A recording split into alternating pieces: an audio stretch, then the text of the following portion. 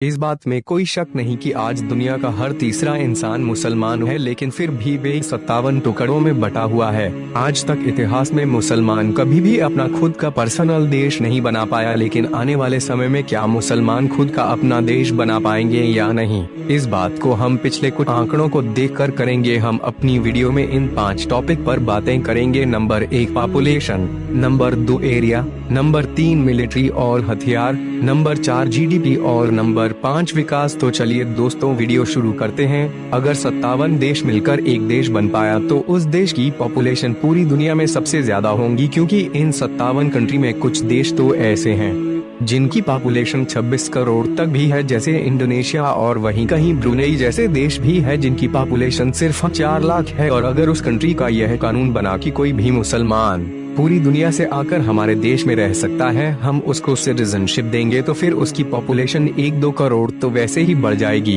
Area के हिसाब से वह देश दुनिया का सबसे बड़ा देश होगा। रशिया भी इस देश के सामने कुछ नहीं होगा।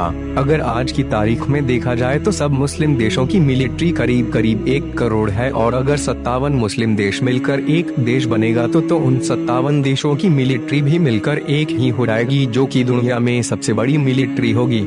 लेकिन फिर भी उसके पास हथियार इतने नहीं होंगे, क्योंकि हथियारों में पाकिस्तान सबसे आगे है, जो कि एटॉमिक पावर है। उसके पास भी सिर्फ 150 एटॉमिक हथियार है, जो कि इतने बड़े देश के पास होना बहुत कम है। लेकिन हो सकता है जब सारे सिविल वॉर जैसे इराक का, सीरिया का खत्म हो जाए, ISIS, तालिबान, सब मुस्लिम संगठन आपस में लड़ना खत्म कर दे और शिया सुन्नी की जंग भी खत्म हो जाए, तो इस हिसाब से वो शांति का एक नया देश बनकर उभरेगा। तो उस शांति के देश में हथियार बनाना भी आसान हो जाएगा। और जब इतना बड़ा देश होगा, इतनी बड़ी आबादी होगी, तो फिर सरकार को भी उन्हें जॉब देनी पड़ेगी, और जब इतनी बड़ी आबादी जॉब करेगी तो ऑटोमेटिक GDP भी ग्रो होगी ही।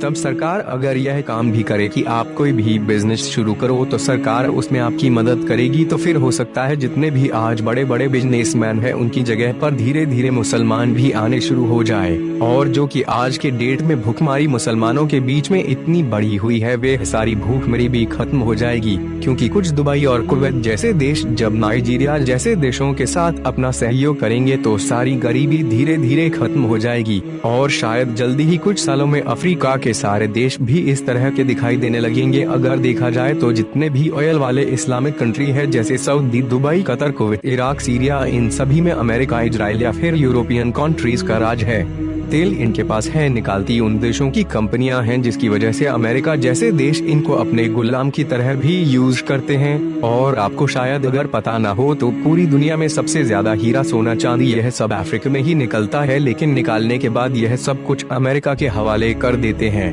क्योंकि निकालना तो अफ्रीकी देशों को आता है, लेकिन उसका यूज करना इनसे नहीं आता, जिसको अमेरिका अच्छी तरह यूज करके अपने आप को तरक्की दे रहा है। और सभी अफ्रीकी देश और भी ज्यादा गरीब होते जा रहे हैं। लेकिन जब इन अमीर मुस्लिम देशों का सहयोग गरीब मुस्लिम देशों को मिलेगा, तो वे देश अपने सोने हीरे को अपने ही देश में यूज करके अपने देश को भी एक अच्छा देश बना पाएंगे।